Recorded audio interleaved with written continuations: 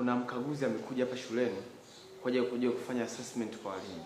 Nafikiri ataanza na mimi ambao nimechagua hili darasa ndio nije nifanywe assessment kwenye hili darasa. Tumeelewana? Tumeelewana?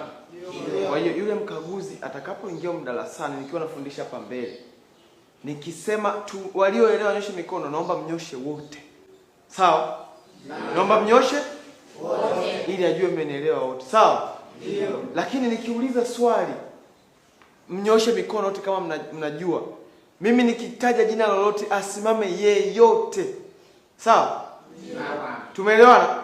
Mfano nimesolve swali nikauza nani anaweza kanisaidia hapa, nyosheni mikono wote. Alafu nikigeuka nikisema labda Juma, asimame yeyote anayejua hata kama sio Juma. Kwa hiyo mwalimu, samahani, hapo ukiita jina lolote mtu asimame. Nikitaja jina tu asimame yeyote ndio. Sawa bwana, tutakusupport bwana. Si wengine tumezaliwa kuinua wengine. Fisa billahi, pata wewe tukose sisi. Kidegela amekuja? Kidegela yuko anadai unisaidia sijui. Yupo. Mjinga sana wewe. A few moments later.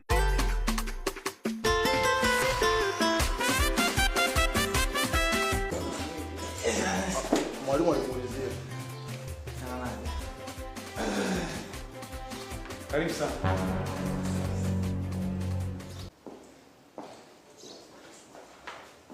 Jamani, kama nilivyokushawaambia, leo tunaendelea tulipoishia.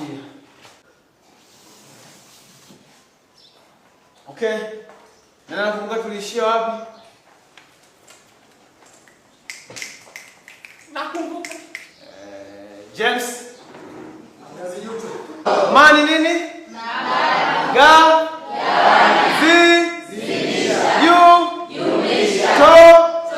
Pigeni makofi. Sasa napenda hasa naelewa kama nyie. Sasa leo nataka nafundisha kitu kimoja ambacho ni kizuri sana, kitawasaidia nyie kwenye maswali. Unajua hesabu ni somo ambalo una uwezo ukasolve. Ukipata jibu una uwezo kulihakiki kama jibu ni sahihi. Umenielewa? Ndio. Nataka nitolee mfano wa swali la algebra. Algebra.